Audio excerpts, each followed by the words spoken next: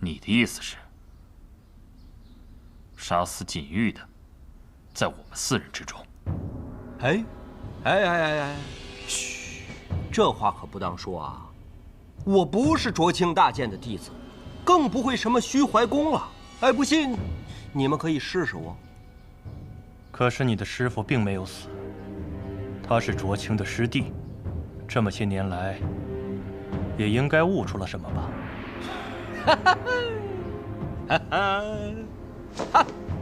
张相见，你这是诛心之论呐！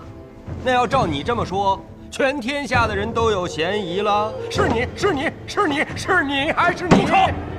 我的好朋友死了，我做什么都不为过。金仙，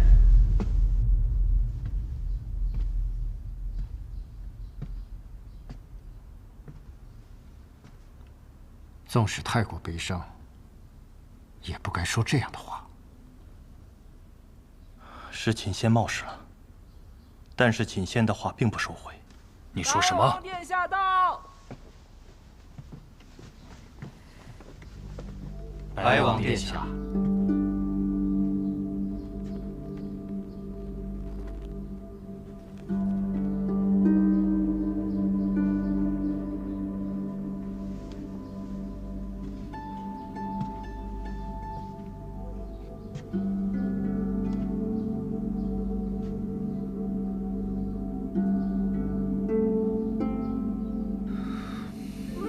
二师父，这么多年，我一直都在想象你的模样。我想象过，你是身居某座山上的隐士，是写尽千帆的天才书生。可没想到，你还是和我当年看到的一样。二师父，其实你并不有趣。可如果这个世上少了你这样的人，该是多无趣啊！白王殿下，还请节哀啊！我曾经问过你，为什么选择我？为什么选择我这个偏偏瞎了眼的皇子？而你却告诉我，你选择我，并不是希望我登基，享受荣华，而是因为你觉得值得。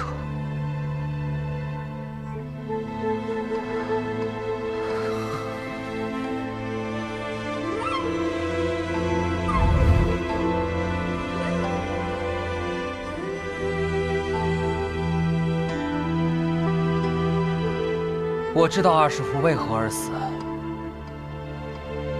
这个皇位我可以不要，但这个仇我一定会报。二哥真是这么说的？哼，可笑！我当初就告诉过你，白王一向谨慎，这局势未定，不会轻易出手。此子只可搁置，不要妄动。你是在责怪我吗，大剑？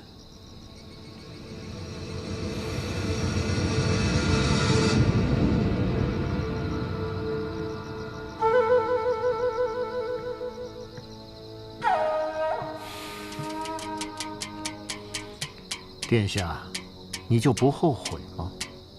本王想登天，登天本就没有平坦的路。既然选择了，就不要为任何一个行动后悔。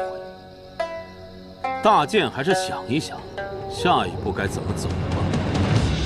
我早就帮你想好了，殿下，你还是适合在幕后运筹帷幄，所以，我帮你找了一个打头阵的人。哦，是谁？真正的皇位继承人。是他吗？他竟然还活着！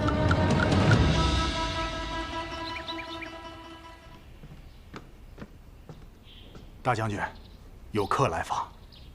不接。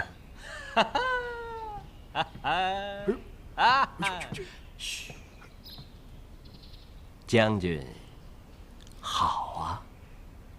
退下吧。是。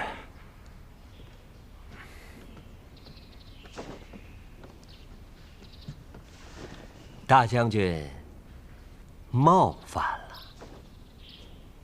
你们这5个太监啊，我也就见你顺眼点儿。其他那几个，长得要么像书生，要么像世家公子。哼。那谨言呢？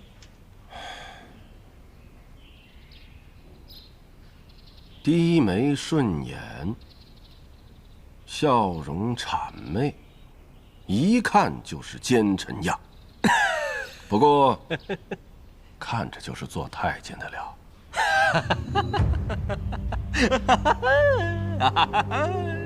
大将军，说笑了不是？行了，说吧。公公找我何事啊？若不是什么重要的事情，擅闯将军府，倒也不是什么小事。谨言所来，自有要事。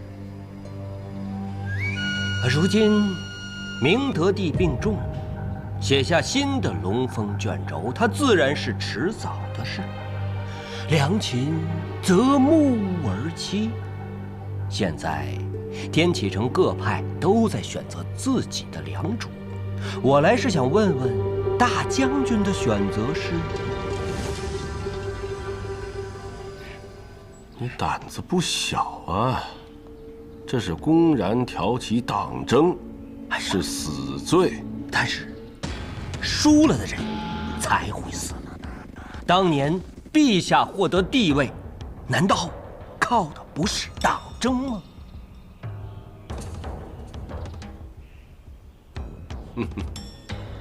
哎，我的选择，我闺女已经替我选了。永安王萧楚河，整个天启城都知道我的选择，这一点连陛下都不会怀疑。将军的选择是在白王、赤王、永安王之间，若是这3位，将军确实别无选择。但是，我要是给将军另外一个选择呢？一个更好的选择。你到底想说什么？刚才那一句是发自肺腑之言。你手上有什么？如将军心中所想，一封卷轴，卷轴上的名字也如将军心中所想。卷轴呢？大将军，你也太小看谨言了。这么重要的东西，我怎么会带在身上？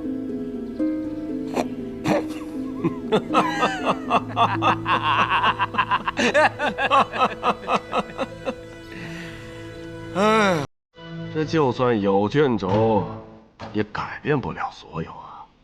将军16岁从军，从一个小小的巡街校尉，变成了如今的北离大将军。但是，将军的2位故友都已经相继离去，一个死在了战场上，甚至连尸首都不能回到故土；另一个死在了法场上，还背负了滔天的罪名。将军，难道不想为他们2个做点什么吗？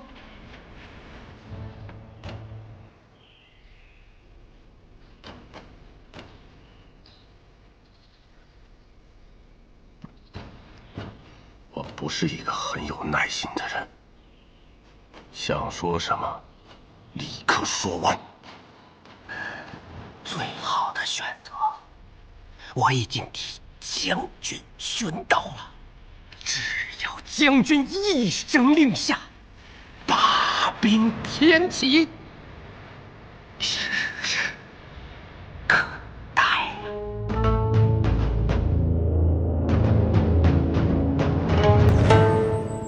我怀疑是5大剑之一，第1大剑锦轩，皇城内的第1高手。你有几成把握？9成。你可以将此事告诉白王，杀了锦玉，就等于把白王彻底推向了我们这边。现在还不急，时机未到。等时机一到，这些债自然让他们来还。宣妃娘娘给的那滴血，我已经交给华锦了。华锦说，她需要半个月的时间制炼成药，但是，赤王从来都不是一个可以给人喘息机会的人。接下来，他会用更激烈的手段力挽狂澜。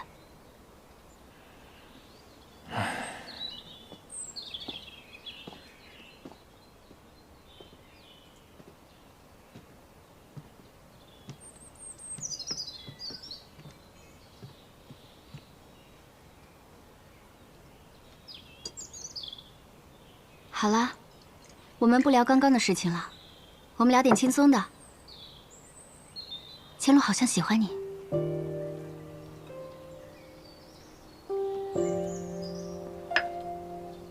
雷无杰才是真的喜欢你吧？没想到你这样的人也会扯开话题。我只是觉得你说的不对。哪里不对？他不是好像喜欢我，他就是喜欢我。萧瑟，没想到你改了名字，还和以前一样不知廉耻。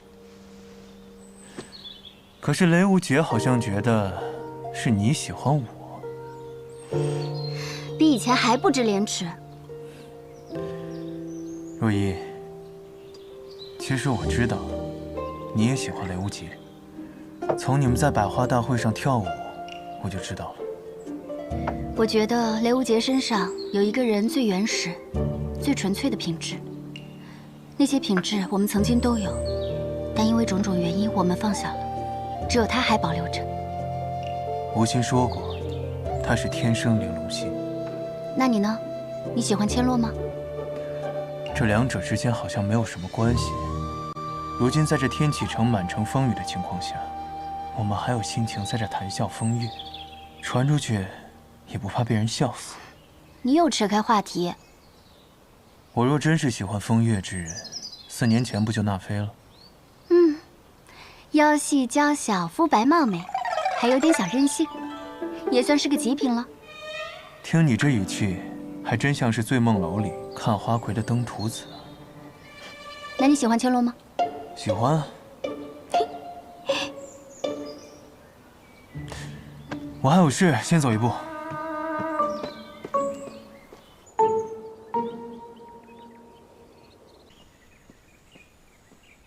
来了。陛下。哎呀，辛苦你了。哎，坐嘛。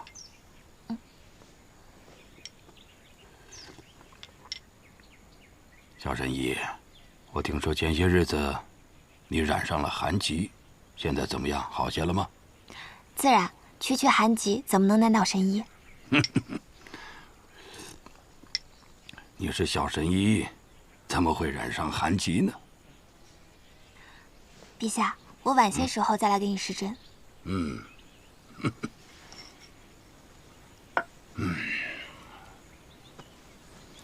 小神医啊，这些日子你在姑侄身上插了太多针了。姑得的病有这么难医吗？陛下，你知道我们医者口中常说的一句话吗？什么话？心病不除，百病难医。陛下，你有心病，这个华锦医不好。心病不除，百病难医。你的话，我明白了。明白了也没有用，还要治好。解铃还需系铃人。陛下，谁是你的解铃人呢？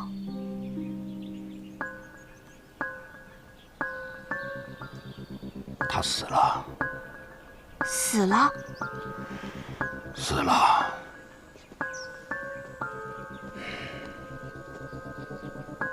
他是姑最好的兄弟。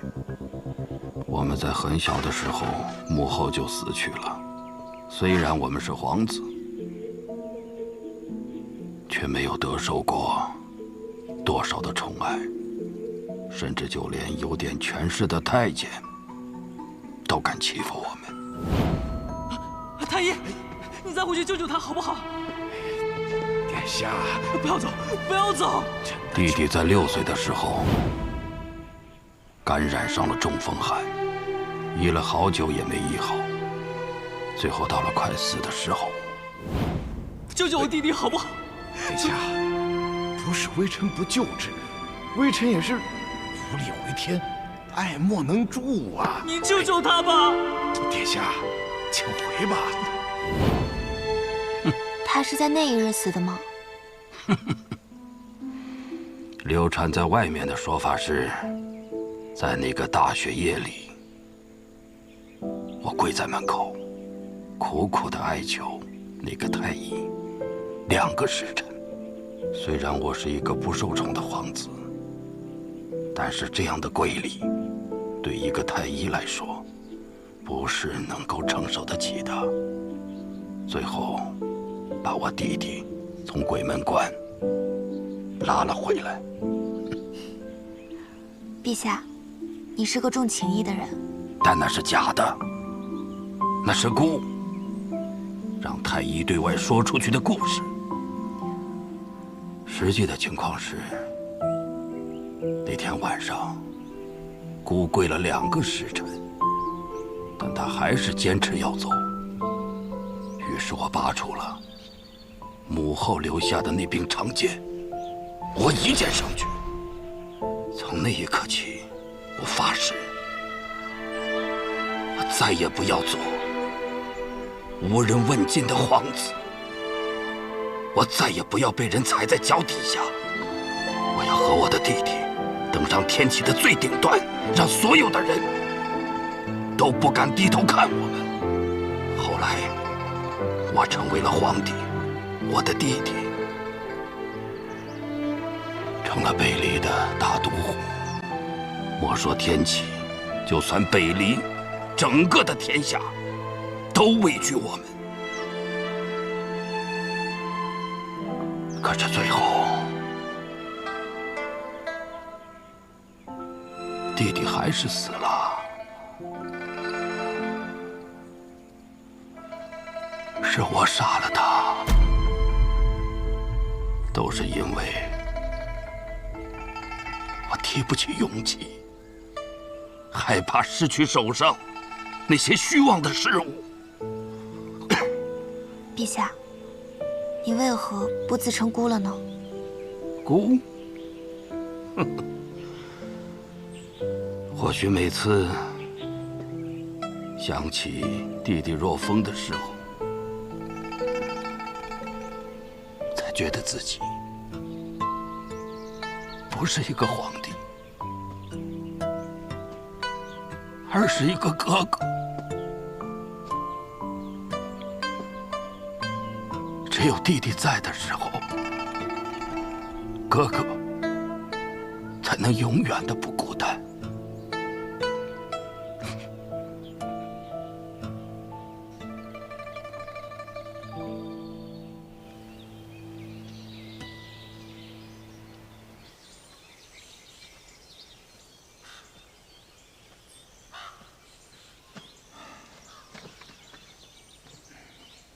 皮川叔叔，这无聊的日子，厌倦了吗？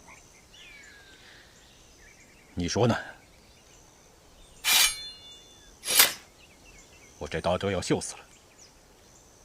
是有点怀念天启了，想去千金台赌一把，再去碉楼小筑喝一杯，再去彩云追月阁睡一觉。瞧你这点出息，王爷怎么生出你这样的儿子？我这不是在这儿过过嘴瘾吗？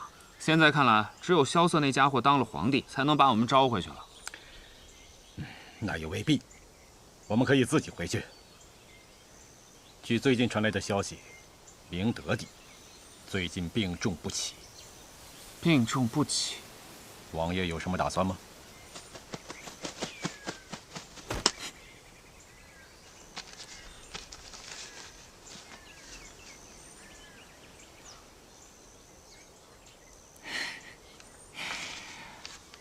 让我们回到天启的那把火终于来了，虽然不是萧瑟点燃的，但是命运有时候就是这般的离奇，突然间心生归意，便什么都来找我了。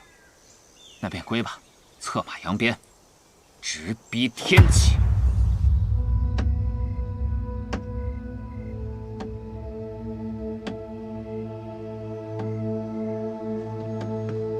这么晚不睡，是在等什么好消息吗？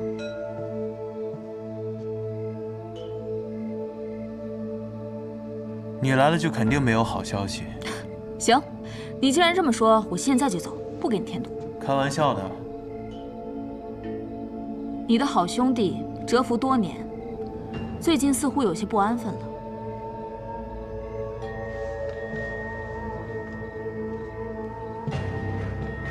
他们这是要回来了？是，但你似乎并不惊讶。我们的对手啊，以他们的做事风格，时机到了，也该走到这一步了。不过吸引他们的东西又是什么呢？不知道。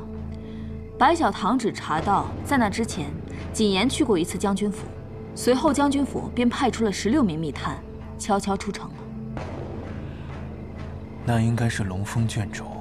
什么是龙峰卷轴？当年，八王之乱爆发，各大皇子纷纷闯进皇宫，一路杀到了平清殿。他们都在等，即将驾崩的先帝从里面送出来的龙峰卷轴上面写着他们的名字。可到最后，只有琅琊王和明德帝取得了最后的胜利。可当他们刚要踏入平清殿的时候，武大健捧着卷轴出来了。那卷轴上写的是明德帝。武大健捧旨而出，却始终不宣。最后，琅琊王上前一步接过卷轴，看了一眼之后，便当即撕毁。随后宣布，皇位传给三皇子萧若解，也就是现在的明德帝。那说明卷轴上写的，并不是萧瑟的父皇，不然为何要撕毁它？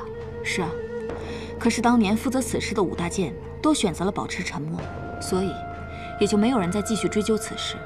可是龙峰卷轴向来有2封，一份由武大健保管，译为传圣意；另外一份则由钦天监保管，译为承天意。一封卷轴被撕毁之后，另外一封本该送到钦天监的卷轴，却无故消失了。那武大健为何要纵容他？只有一种可能，那卷轴上写着琅琊王叔的名字，他撕毁了写着自己名字的诏书，武大健根本没办法拦截。但是几年之后，琅琊王军功赫赫，民心所向，那封不知所踪的卷轴却又突然间出现了。即便琅琊王不想当皇帝，在朝中、在军中，甚至在民间，有越来越多的声音逼着他当皇帝。当年藏起那封卷轴的人，就准备要动手了，掀起兄弟反目，以此来达到自己的目的。新帝即位，旧帝的武大健要去守皇陵，可当时大健卓卿权势无双，所以他自然是不会甘心的。他从一开始便收起了龙峰卷轴，图谋着政变的那一天。我想，当年琅琊王叔一案，应该也是他一手挑起的。只是他没有想到，他的卷轴还没来得及亮出来，琅琊王叔就死在了法场之上，而他也在1个月后死在了皇陵。这些事，百草堂可没有查到。因为当年伤我的人就是锦轩，而锦轩是卓卿最亲近的弟子。卓卿死后，龙峰卷轴再次下落不明，我想8成就是落在了他的手里。而这锦言又是武大健中锦轩最得力的走狗，他能说动将军府，除了知道琅琊王叔救军的下落之外，手里应该还有足够的筹码。我唯一能想到的就是龙峰卷轴。我没明白，叶将军不是若依姐姐的父亲吗？他不是一直站在我们这边的？叶孝英是琅琊王叔最忠实的手下，他等这一刻等了很久，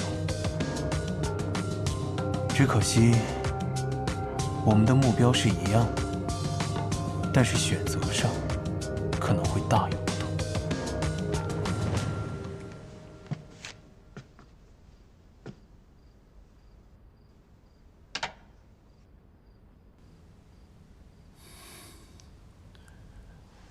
闺女，我遇见他那一年17岁，我是天启一屠户的儿子。当时我拿了一把砍猪的刀，就这么看着他。他对我说：“我见你屠刀诛羊，却有宰天下之气，可愿与我同占天下？”我却回了一句：“买肉吗？不买滚！”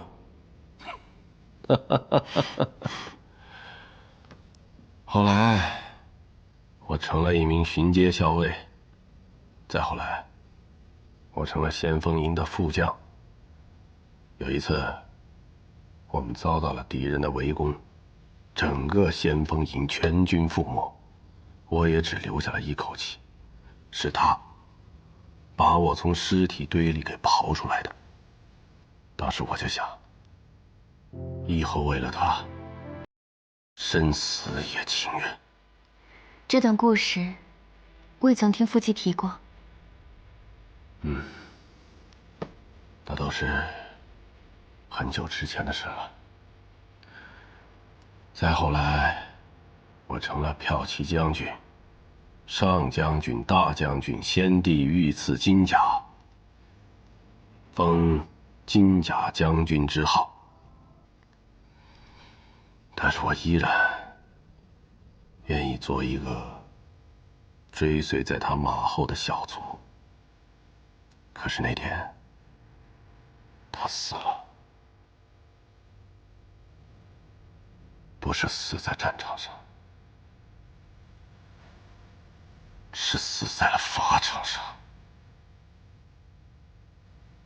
那件事情的1个月前，琅琊王突然降罪于我，以我治军不严，夺取了我的兵符。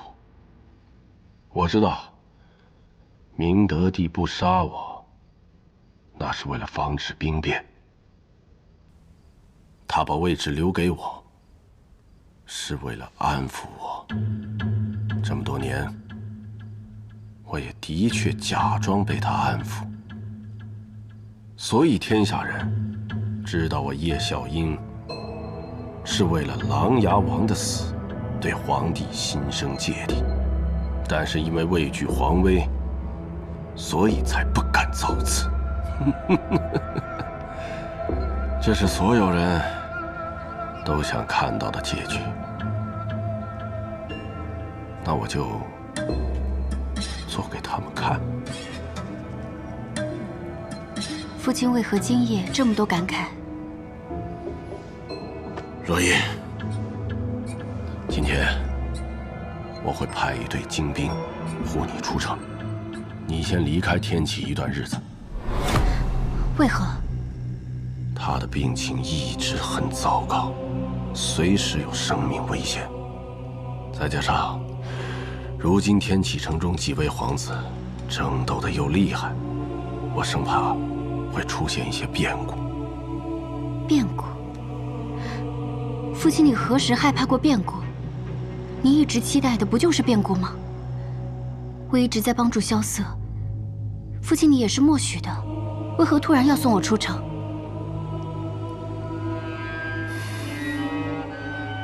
好，我且问你，萧楚河入天启，是为了当皇帝来的，还是为了查清当年那件案子来的？以我对他的了解，自然是为了查案。那便是了。萧楚河一直没明白一个道理，只有当上皇帝，才能查清此案。一臣一君，那是天方夜谭。所以说，在这次他和赤王的争斗之中，我不看好他。可父亲明明之前很看重他。我看重他是为了看着他，就像当年我看着琅琊王，有能力有魄力，但是没有足够的狠心。琅琊王什么结局？琅琊王死了，被他的亲兄弟杀死了。同样的事情，我不想看到第二次。只是因为萧瑟从来不接受父亲的扶持吗？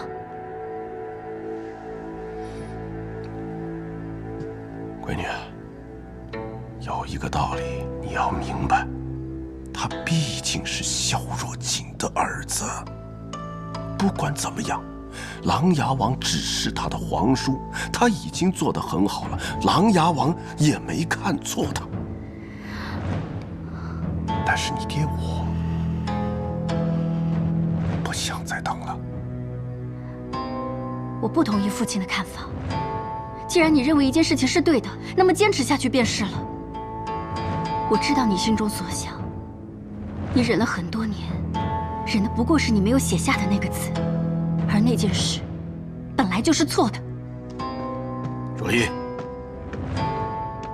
若依，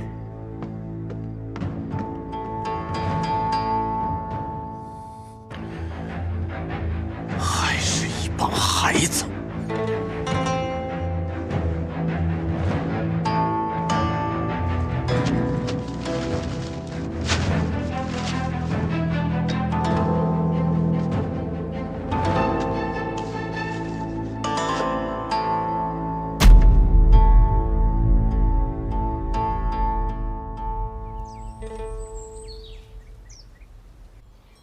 听说你昨晚也搬来雪罗山庄住了。不仅昨日，今后我都要在这住下了。跟你父亲吵架了，这倒是新奇。从小到大，我还没见过叶将军舍得对你说过一句狠话呢。他昨日说了很奇怪的话。说什么了？他觉得，在这次天启之战中你赢不了，还说如果你是以臣子的身份，就算有再大的决心，也无法为琅琊王翻案。看来我最担心的事情还是发生了。你说的是龙峰卷轴？这件事你没有当着你父亲的面提起吧？当然没有。他若知道我们查此事，怕是真的不让我出来了。他应该是接受了那份卷轴，我猜接下来的一步，他就会召集琅琊军联系萧凌尘，发动叛乱。我也是这般猜测的，但这话从你口中说出，怕是已成定局。这将是北离建国以来最大的一次叛乱，几十万铁骑将踏过整片大陆，直至天启。无数的百姓将会因此蒙难，而蛰伏在北离周边的国家也会伺机而动。可是我不明白，琅琊王军叛乱，这对赤王他们有什么好处？为何龙峰卷轴会在此时出现？为何卷轴一出现就会找到你父亲？若最终真是萧凌尘登基，宗庙归位于琅琊王，那对他们有什么好处呢？我现在还想不明白，但有一点可以肯定，这绝对是个圈套。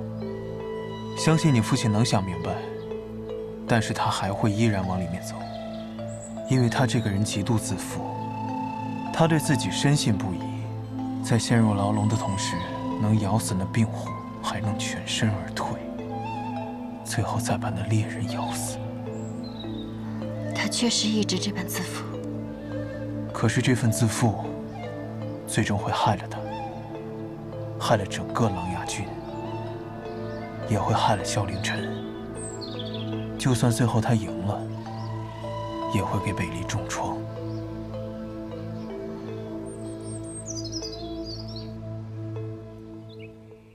大将军动了。是的，今日他已经悄悄离城而去了。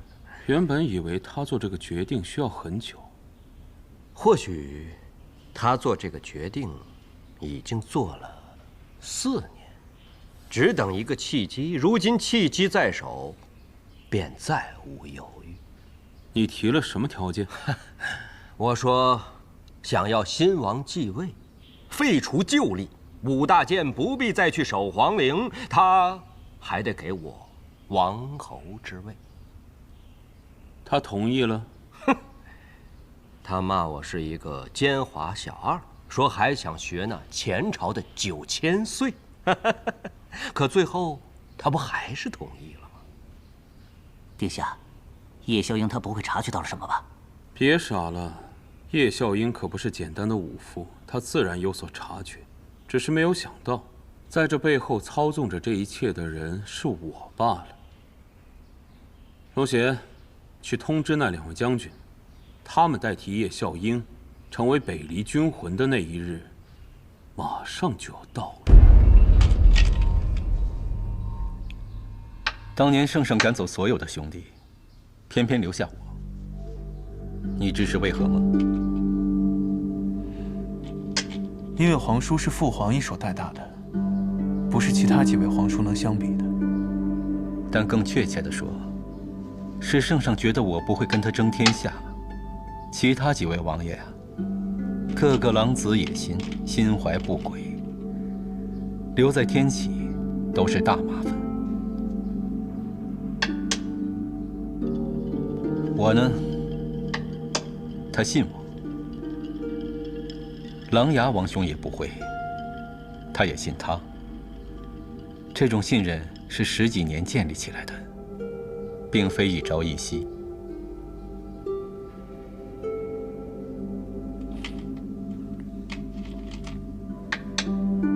那为何会有4年前那桩案子？人呐，一旦坐上那个位置，是会变的。而且琅琊王兄太像一个优秀的皇帝了。历史上，凡是功高盖主的，没有几个有好下场的。那这么说来，皇叔即使满腹才情，也故意装出一副放浪形骸的样子，是为了掩盖自己吗？不，我本就是好诗酒风流，喜欢绝色美人，这不是装的，这就是我。贤侄啊，我监国的时候也是尽心尽力，没有半点纰漏。这朝堂之上，对我也是满口赞誉的。你刚才那话可差点意思啊。